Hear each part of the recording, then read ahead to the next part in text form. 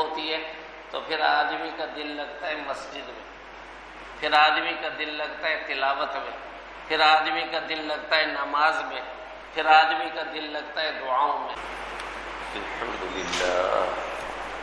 الحمد للہ نحمده ونستعینه ونستغفره ونؤمن به ونتوکل علیہ ونعوذ باللہ من شرور انفسنا ومن سیئات اعمالنا من يهده الله فلا مضل له ومن يضلله فلا هادي له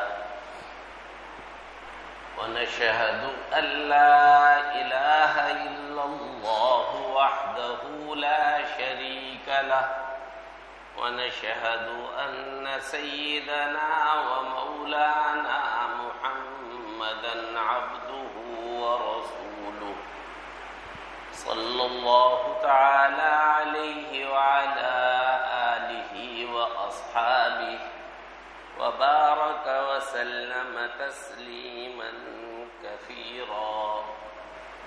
أعوذ بالله من الشيطان الرجيم، بسم الله الرحمن الرحيم۔ ولا تباشروهن وأنتم عاكفون في المساجد تلك حدود الله فلا تعتدوها۔ بزرگان محترم، برادران عزیز، رمضان المبارک کی ایک عظیم الشان عبادت اعتکاف ہے۔ اللہ سبحانہ و تعالی نے یہ مقدس مہینہ ہمیں اس لیے دیا تاکہ ہم اپنی روح کو اپنے جسم پر غالب کریں۔ جب جسم غالب ہوتا ہے،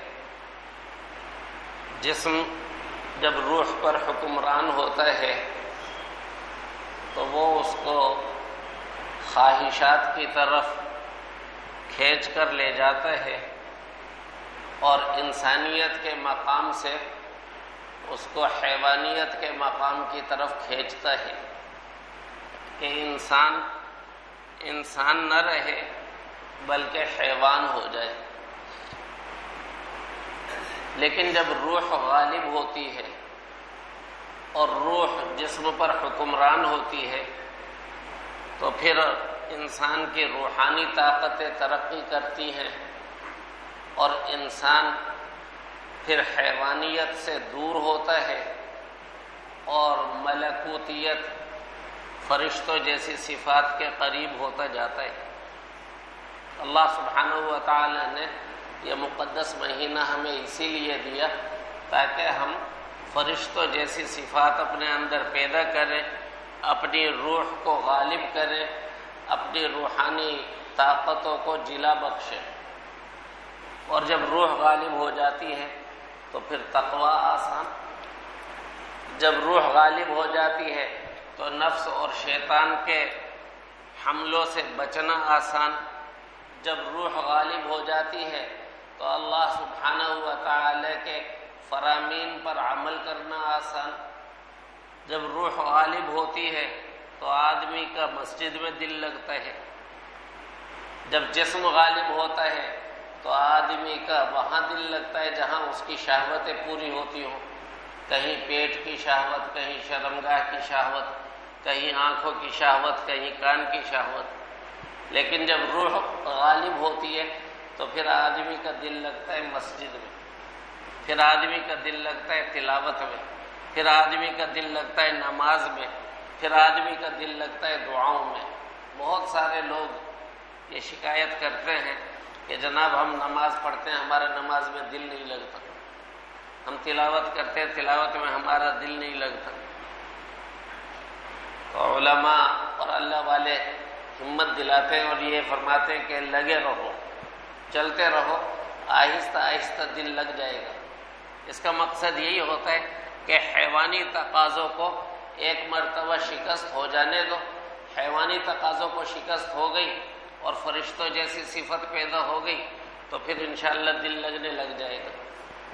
تو یہ پورا مقدس مہینہ اس لیے ہے کہ اس مہینے میں ہم اپنے جسم سے اوپر اٹھیں اور اپنی روح کو غلبہ دیں، روحانی طاقتوں کو جلا بخشیں، فرشتوں کی طرح کھانے پینے سے دور رہیں، فرشتوں کی طرح جنسی خواہشات سے دور رہیں، اور فرشتوں کی طرح اللہ سبحانہ و تعالی کی نافرمانیوں سے بالکل باز رہیں، فرشتوں کی طرح اللہ سبحانہ و تعالی کی تسبیح و تحلیل میں لگے رہیں۔ یہ پورا مہینہ ہی اس لیے ہے۔ اور پھر اس مہینے کے اندر خاص طور پر اعتکاف یہ عظیم الشان عبادت ہے کہ جن بندوں نے اللہ سبحانہ و تعالی کی عبادت کا لازمی کورس کر لیا، نماز پڑھنا شروع ہو گئے، روزے رکھنا شروع ہو گئے، اب ان کے لیے مزید ایک سپلیمنٹری کورس رکھ دیا کہ اعتکاف کریں اور اعتکاف میں اپنی روح کو زبردست ترقی عطا فرمائیں۔ تو اعتکاف بڑی عظیم الشان عبادت ہے۔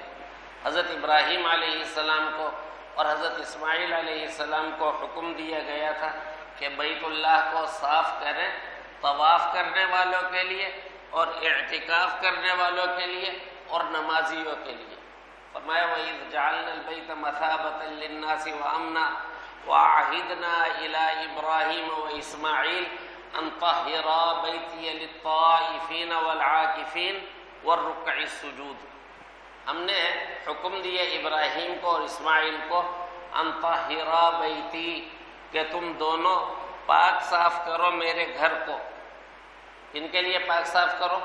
للطائفین والعاکفین، طواف کرنے والوں کے لیے اور اعتکاف کرنے والوں کے لیے، والرکع السجود اور رکوع سجدہ کرنے والوں کے لیے یعنی نمازیوں کے لیے۔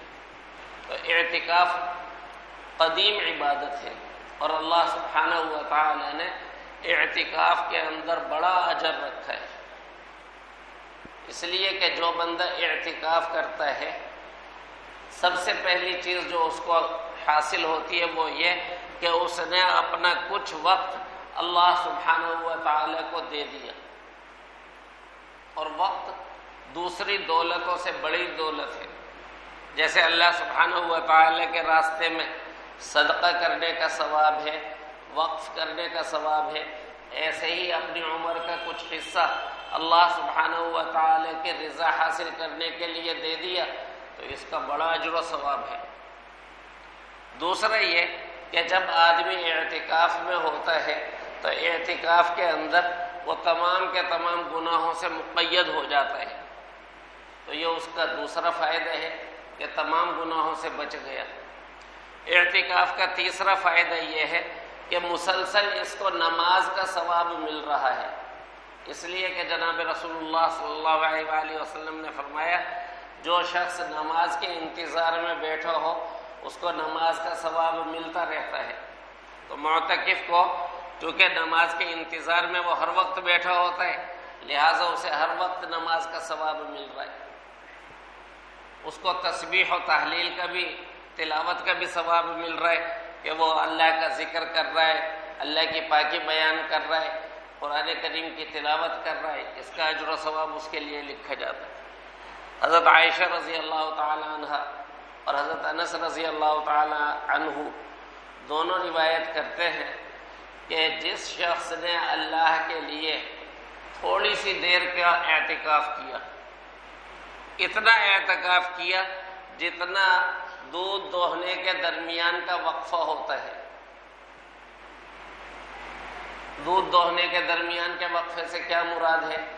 اونٹنی کا دودھ دوہا جاتا تھا صبح میں اور شام میں، تو یہ تقریباً 12 گھنٹے بنتے ہیں، اور بعض علماء نے تو اس سے بھی کم وقت بتلایا ہے کہ اگر کسی نے اتنا اعتکاف کیا اللہ کے لیے صبح سے شام تک کا تو اس کو اجر دیا جاتا ہے ایک جان اللہ کے راستے میں آزاد کرنے کا۔ یہ ایسی نیکی ہے کہ اس نیکی کو ہم لوگ اس وقت کر نہیں سکتے. غلام ختم ہو گئے. اگر کوئی شخص یہ چاہے کہ میں غلام آزاد کرنے کی نیکی کروں تو وہ یہ نیکی نہیں کر سکتا، کیونکہ پوری دنیا میں غلامی رہی ہی نہیں، تو وہ غلام آزاد کیسے کرے گا. لیکن اگر اس نے اعتکاف کیا اتنا وقت جتنا اونٹنی کے 2 مرتبہ دودھ دوہنے کے بیچ کا وقفہ ہوتا ہے، تو اللہ سبحانہ و تعالی اس کو اجر عطا فرماتے ہیں ایک غلام کے آزاد کرنے کا. ایک روایت میں آتا ہے، فرمایا کہ اگر کسی شخص نے مغرب سے عشاء تک کا اعتکاف کیا، ایک نماز سے دوسری نماز، اور سب سے مختصر وقت بیان فرمایا کہ مغرب سے عشاء کا اگر کسی شخص نے اعتکاف کیا تو اللہ سبحانہ و تعالی اس اعتکاف کی وجہ سے جنت میں اس کے لیے محل تعمیر فرماتے ہیں. تو دیکھیے کتنا بڑا اجر ہے جو اعتکاف کرنے والے کو ملتا ہے، کیونکہ اللہ کے در پر آ کر بیٹھ گیا. اللہ کے در پر آ کر بیٹھ گیا. اللہ سبحانہ و تعالیٰ کو اس بیٹھنے والے کی بڑی قدر ہے. یہ اللہ کا مہمان ہے اور اللہ سبحانہ و تعالیٰ کے در پر آ کر بیٹھ گیا ہے. مرزا غالب کے شعر ہے نا کہ دل ڈھونڈتا ہے پھر وہی فرصت کے رات دن، بیٹھے رہے تصور جانا کیے ہوئے، جی چاہتا ہے در پہ کسی کے پڑے رہے، سر زیر بار منت درباں کیے ہوئے. کہ دل ڈھونڈتا ہے پھر وہی فرصت کے رات دن، کہ بس فرصت کے رات دن ہو، بیٹھے رہے تصور جانا کیے ہوئے اور اس محبوب کا تصور کر کے بیٹھے رہے. جی چاہتا ہے در پہ کسی کے پڑے رہے، سر زیر بار منت درباں کیے ہوئے. تو اللہ سبحانہ و تعالی کے در پہ آگے پڑ گیا. اللہ سبحانہ و تعالی اس کی بڑی قدر فرماتے ہیں. حضرت سعید بن المسیب رحمہ اللہ فرماتے تھے، ان للمساجد من عباد اللہ اوتادا جلساؤہم الملائکہ فإن فقدوہم سألوا عنہم فإن كانوا مرضى عادوہم وإن كانوا في حاجة أعانوہم. کہ کچھ بندے ایسے ہیں جو اللہ کے بندے مسجدوں میں میخوں کی طرح گڑے رہتے ہیں. جیسے میخ گاڑ دی جائے، کھونٹا کہیں گاڑ دیا جائے، ایسے وہ مسجدوں کے اندر گڑے ہوئے ہیں. مسجدوں کے اندر ہی انہوں نے اپنا ڈیرا لگا لیا ہے.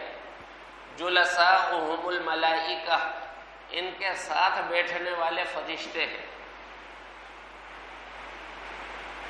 دیکھیے ایک نقطے کی طرف اشارہ ہے بڑا زبردست، کہ اعتکاف کرنے والے کے ارد گرد بیٹھنے والے فرشتے ہونے چاہیے.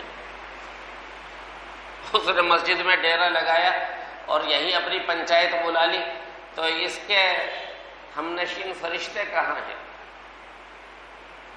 فرمایا مساجد میں اللہ کے کچھ بندے ہوتے میخوں کی طرح گڑے ہوئے، جلساؤہم الملائکہ، ان کے ہم نشین اور ان کے ارد گرد بیٹھنے والے فرشتے ہوتے ہیں.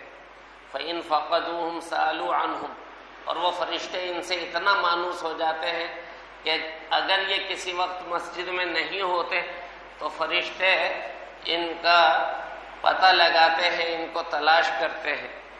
فَإِن كَانُوا مَرْضَىٰ أَعَادُوهُمْ، پھر اگر ان کو بیمار پائیں تو فرشتے ان کی عیادت کرتے ہیں. وَإِن كَانُوا فِي حَاجَةٍ أَعَانُوهُمْ، اور اگر فرشتے ان کو کسی حاجت میں پائیں تو مددگار بن جاتے ہیں.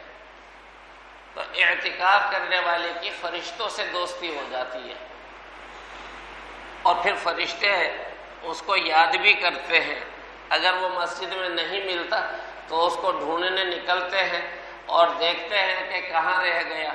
اگر بیمار ہوتا ہے تو اس کی عیادت کرتے ہیں، اور اگر وہ کسی ضرورت میں کسی حاجت میں ہوتا ہے تو فرشتے اس کے مددگار بن جاتے ہیں. امام عطا خراسانی رحمہ اللہ فرماتے تھے، مثل المعتکف کمثل المحرم، اعتکاف کرنے والا ایسے ہے جیسے احرام باندھنے والا. احرام باندھنے والا جب احرام باندھ لیتا ہے تو کچھ پابندیوں میں قید ہو جاتا ہے، ایسے ہی اعتکاف کرنے والا جب اعتکاف کرتا ہے تو کچھ پابندیوں میں قید ہو جاتا ہے۔ القا نفسہ بین یدی الرحمن، اس نے اپنے آپ کو رحمان تبارک و تعالی اللہ سبحانہ و تعالی کے در پر لا کر ڈال دیا۔ فقال واللہ لا ابرح حتی ترحمنی، اور یہ کہتا ہے کہ خدا کی قسم میں اس جگہ سے جاؤں گا نہیں جب تک آپ مجھ پر اپنی رحمت نہ فرما دیں گے۔ ذرا دیکھیے کیسا عاشقانہ عمل ہے کہ در پہ آ کے پڑ گیا اور کہہ رہا ہے اس وقت تک نہیں جاؤں گا جب تک آپ مغفرت کا فیصلہ نہیں فرما دیں، اس وقت تک نہیں جاؤں گا جب تک آپ رحمت کا فیصلہ نہ فرما دیں۔ تو اللہ سبحانہ و تعالی کے ہاں اس معتکف کی کتنی قدر ہوگی۔ حضرت خواجہ مجذوب رحمۃ اللہ علیہ مولانا اشرف علی تھانوی کے مرید تھے۔ ایک مرتبہ حضرت تھانوی رحمہ اللہ ان کی کسی بات پر ناراض ہوئے تو ناراض ہو کر فرمایا کہ آپ یہاں سے نکل جائیں، میرے پاس سے چلے جائیں۔ انگریزی دور میں وہ ڈپٹی کلیکٹر تھے، جو سمجھ لیں ڈپٹی کمشنر، لیکن اپنے شیخ کی خدمت میں فقیروں کی طرح رہتے تھے۔ حضرت ناراض ہوئے، فرمایا یہاں سے نکل جائیں، تو ضد نہیں کی، اٹھے اور اٹھ کر چلے گئے، دروازے پہ جا کر بیٹھ گئے اور وہاں سے پرچی لکھ کر حضرت کو بھیجی۔ اس پرچی پر ایک شعر لکھا تھا، فرمایا وہ اپنا در نہ کھولیں گے میں ان کا در نہ چھوڑوں گا، حکومت اپنی اپنی ہے کہیں ان کی کہیں میری، وہ اپنا در نہ کھولیں گے میں ان کا در نہ چھوڑوں گا، حکومت اپنی اپنی ہے کہیں ان کی کہیں میری۔ حضرت نے پڑھا اور مسکرائے، فرمایا بلا لو بھائی، انہیں بلا لو۔ جب اللہ کے بندے کا دل پسیج جاتا ہے، اگر کوئی اس کے در پر آ کر پڑ جائے اور ضد لگا لے، اللہ سبحانہ و تعالیٰ کی رحمت کیسی جوش میں آتی ہوگی اگر بندہ آیا اور اس کے در پر پڑ گیا۔ اے پروردگار اب میں یہاں سے ٹلوں گا نہیں، قدم بھی باہر نہیں رکھوں گا، حتی تغفر لی حتی ترحمنی، جب تک آپ میری مغفرت نہ فرما دیں، جب تک آپ مجھ پر رحم نہ فرما دیں۔ تو حضرت عطا خراسانی فرماتے تھے کہ یہ ایسا ہے جیسے احرام باندھ رکھا ہو، اور آدمی جب احرام سے فارغ ہوتا ہے تو اللہ سبحانہ و تعالیٰ اس کو گناہوں سے ایسے پاک کر چکے ہوتے ہیں جیسے ابھی ابھی مانے جانا ہو۔ تو اسی طرح حال ہوتا ہے معتکف کا۔ ایک روایت ہے سیدنا حسین ابن علی رضی اللہ تعالیٰ عنہ سے، اگرچہ یہ روایت خاصی ضعیف ہے لیکن فضائل کے سلسلے میں اس روایت کو سنا رہا ہوں۔ حضرت حسین ابن علی رضی اللہ تعالیٰ عنہ فرماتے کہ جناب رسول اللہ صلی اللہ علیہ وآلہ وسلم نے فرمایا من اعتکف عشرا فی رمضان کحجتین وعمرتین، کہ جس شخص نے رمضان میں 10 دن اعتکاف کیا تو اس کو اتنا بڑا اجر ملتا ہے جیسے 2 حج کیے اور 2 عمرے کیے، 2 حج اور 2 عمرے کے برابر اس کو ثواب ملتا ہے۔ اسی طرح ایک روایت میں آتا ہے حضور اکرم صلی اللہ علیہ وآلہ وسلم نے فرمایا من اعتکف یوما ابتغاء وجہ اللہ جعل اللہ بینہ وبین النار 3 خنادق کل خندق ابعد ما بین الخافقین، کہ جس شخص نے اللہ کی رضا حاصل کرنے کے لیے 1 دن کا اعتکاف کیا، 24 گھنٹے کا اعتکاف کیا، تو اللہ سبحانہ و تعالیٰ اس کے درمیان اور جہنم کے درمیان 3 خندقیں بنا دیں گے، اور ہر خندق اتنی چوڑی ہوگی جتنا زمین سے آسمان کا فاصلہ ہے، جتنا زمین سے آسمان کا فاصلہ ہے اتنی چوڑی چوڑی 3 خندقیں اللہ سبحانہ و تعالیٰ بنا دیں گے اس بندے کے درمیان اور جہنم کے درمیان۔ اسی طرح ایک روایت میں فرمایا ہمارے آقا علیہ الصلوۃ والسلام نے من اعتکف ایمانا واحتسابا غفر له ما تقدم من ذنبه، جس نے اللہ پر ایمان رکھتے ہوئے صرف اسی سے اجر کی امید رکھتے ہوئے اعتکاف کیا تو اللہ سبحانہ و تعالی اس کے پچھلے تمام گناہوں کو معاف فرما دیں گے۔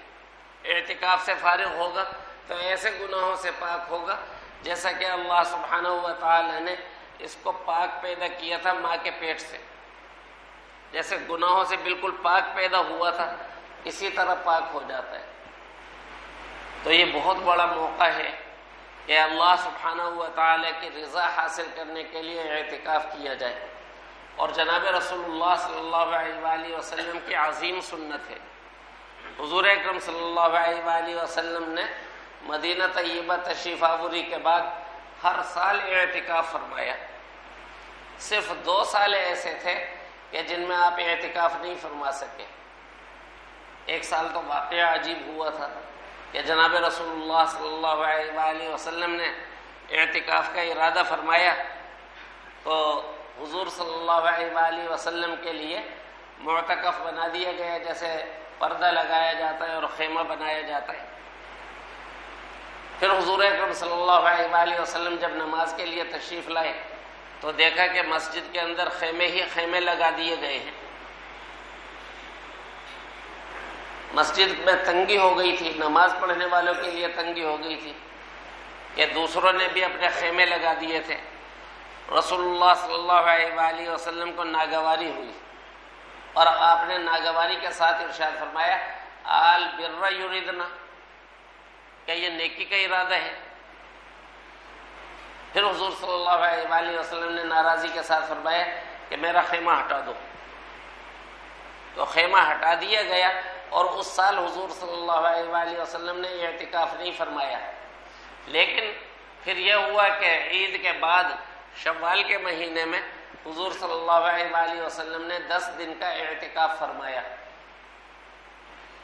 ایک مرتبہ ایسا ہوا کہ جناب رسول اللہ صلی اللہ علیہ وآلہ وسلم سن 8 ہجری میں فتح مکہ کے لیے تشریف لے گئے تھے، تو مکہ مکرمہ فتح ہوا تھا رمضان میں۔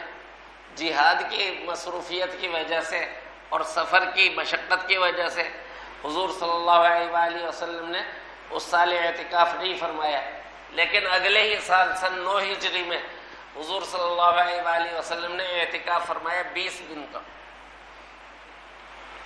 تو رسول اللہ صلی اللہ علیہ وآلہ وسلم نے اعتکاف اگر چھوڑا ہے 2 مرتبہ تو دونوں مرتبہ اس کی قضا فرمائی ہے۔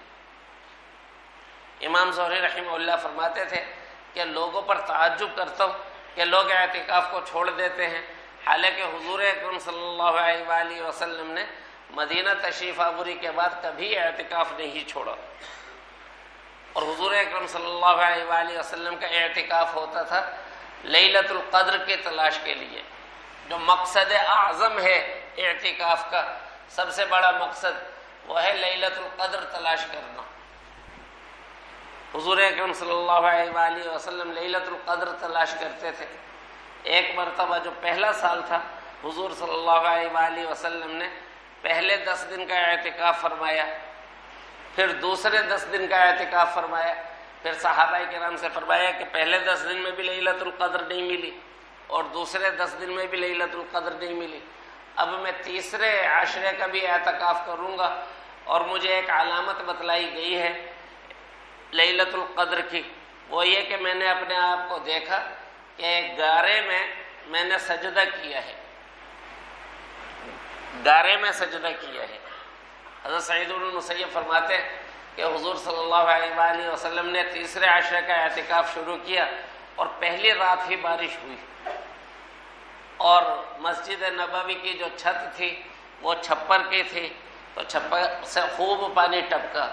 حضور صلی اللہ علیہ وآلہ وسلم نے فجر پڑھائی، اور فجر کے بعد جب نمازیوں کی طرف رخ کیا تو ہم نے دیکھا کہ بینی مبارک پر اور پیشانی مبارک پر گارے کا نشان تھا، کہ بینی مبارک پر بھی گارے کا نشان تھا اور پیشانی مبارک پر بھی گارے کا نشان تھا۔ تو پہلی رات ہی لیلۃ القدر نصیب ہو گئی، لیکن حضور صلی اللہ علیہ وآلہ وسلم نے پھر اعتکاف مکمل فرمایا باقی 9 دنوں کا بھی۔ تو حضور صلی اللہ علیہ وآلہ وسلم کی سنت ہے اور اس کی بڑی فضیلت ہے اور بڑا اجر و ثواب ہے تو اس کی سبھی کو ہمت کرنی چاہیے، ورنہ جو ہمت کر سکے وہ اعتکاف ضرور کریں۔ البتہ 2 باتیں عرض کرنا ہے۔ ایک تو یہ کہ اعتکاف کیا جاتا ہے عبادت کے لیے، اور اس میں دنیاوی باتیں کرنا اور دنیاوی مشاغل کرنا یہ فرشتوں کی بد دعا لینے کا ذریعہ ہے۔ فرشتے بد دعا کرتے ہیں کہ یہ آیا اور اس نے مسجد کو ناپاک کر دیا ہے اپنی باتوں سے اور اپنی فضول حرکتوں سے۔ اس لیے اس چیز کا خوب اہتمام کرنا چاہیے کہ اپنے آپ کو دیکھ لو اچھی طرح سے کہ میں اتنا سنجیدہ ہوں یا نہیں ہوں، کہیں ایسا نہ ہو کہ نیکی برباد گناہ لازم۔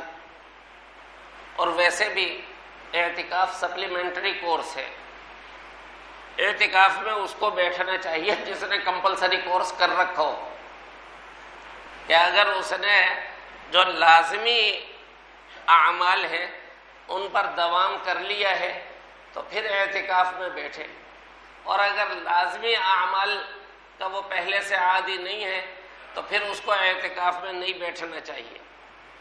دوسرا یہ کہ اعتکاف میں بیٹھنا چاہیے تب جب عمر میں سنجیدگی آ گئی ہو۔ جناب رسول اللہ صلی اللہ علیہ وآلہ وسلم نے 40 سال کے قریب عمر ہونے پر خلوت اختیار کی تھی، اور ہمارے حضرت والا رحمۃ اللہ علیہ، اللہ تعالیٰ کروٹ کروٹ جنت نصیب فرمائے، اعلیٰ مقام عطا فرمائے۔ حضرت والا تو نوجوانوں کے لیے ناپسند کرتے تھے خلوت میں بیٹھنے کو، کہ تنہائی میں نہ بیٹھے۔ فرماتے تھے اچھلو کودو بھاگو دوڑو، دین کا کوئی کام کرو، دنیا کا کوئی کام کرو، کوئی کام بھی نہ ہو تو سو جاؤ، تنہا مت بیٹھو۔ اور ایک مرتبہ مسکراتے ہوئے فرمایا کہ جب میں کسی کو تنہا بیٹھے دیکھتا ہوں تو سمجھ جاتا ہوں یہ کوئی بدماشی سوچ رہا ہے۔ تو نوجوان کے لیے نہیں ہے اعتکاف کی عبادت، اعتکاف کی عبادت ہے پختہ عمر آدمی کے لیے، کہ جس نے اپنا کمپلسری کورس کر لیا ہے اور اب وہ سپلیمنٹری کورس بھی کرنا چاہ رہا ہے کہ مزید ترقی نصیب ہو جائے۔ اور اس کے اندر اس چیز کا بہت اہتمام کرنا چاہیے کہ ہم فرشتوں کی بد دعا لینے والے نہ بنیں۔ حضور اکرم صلی اللہ علیہ وآلہ وسلم نے خیموں کے لگنے کی وجہ سے مسجد میں جو تنگی ہو گئی تھی اس پر اتنی ناگواری کا اظہار فرمایا کہ اپنا اعتکاف بھی چھوڑ دیا، اور ناگواری کے ساتھ فرمایا آل بر یریدنا، کیا یہ نیکی کا ارادہ ہے؟ سوچنا چاہیے کہ صرف خیموں کے لگنے سے مسجد تنگ ہو گئی تھی تو حضور صلی اللہ علیہ وآلہ وسلم کو اتنی ناگواری ہوئی۔ اگر مسجد کے اندر اعتکاف میں بیٹھا اور اس نے اپنے سارے یاروں دوستوں کو بتلا دیا کہ بھئی اب میٹنگ ہوا کرے گی مسجد کے اندر، اور جیسے ہی رات کے 11:30 بجے 12 بجے تو اس کے 2-4 دوست مسجد میں آ گئے، اور اب چائے کا اور قہوے کا دور چل رہا ہے اور باتیں ہو رہی ہیں، تو کس کو تکلیف پہنچا رہا ہے؟ یہ فرشتوں کو تکلیف پہنچا رہا ہے، یہ عبادت گزاروں کو تکلیف پہنچا رہا ہے، یہ ہرگز عبادت نہیں کر رہا، یہ کوئی اس کی عبادت نہیں ہے۔ ایک روایت میں آتا ہے، حدیث ہے، اور اس حدیث کو حضرت مفتی شفیع صاحب رحمہ اللہ نے آداب المساجد کے اندر خود ذکر فرمایا کہ جب کوئی بندہ مسجد کے اندر دنیاوی باتیں کرتا ہے تو فرشتہ اس کے پاس آتا ہے، اور فرشتہ اس کے پاس آ کر کہتا ہے یا ولی اللہ اسکت، اے اللہ کے ولی چپ ہو جا۔ جب وہ چپ نہیں ہوتا اور دنیاوی باتوں میں مشغول رہتا ہے تو اب وہ کہتا ہے یا عدو اللہ اسکت، اے اللہ کے دشمن چپ ہو جا۔ کہاں سے کہاں پہنچ گیا، حیران نہ ہو بدن کو میرے چور دیکھ کر، ان رفعتوں کو دیکھ کہاں سے گرا ہوں میں۔ ابھی ولی اللہ تھا، ابھی اللہ کا دشمن ہو گیا۔ فرمایا جب وہ خاموش نہیں ہوتا تو پھر فرشتہ اسے بد دعا دیتا ہے اور کہتا ہے علیک لعنت اللہ اسکت، تجھ پر خدا کی لعنت ہو، چپ ہو جا۔ تو بھائی یہ اللہ کا گھر ہے، یہ کوئی چوپال یا ڈیرا نہیں ہے، کوئی دیوان یا اوطاق نہیں ہے، یہ اللہ کا گھر ہے۔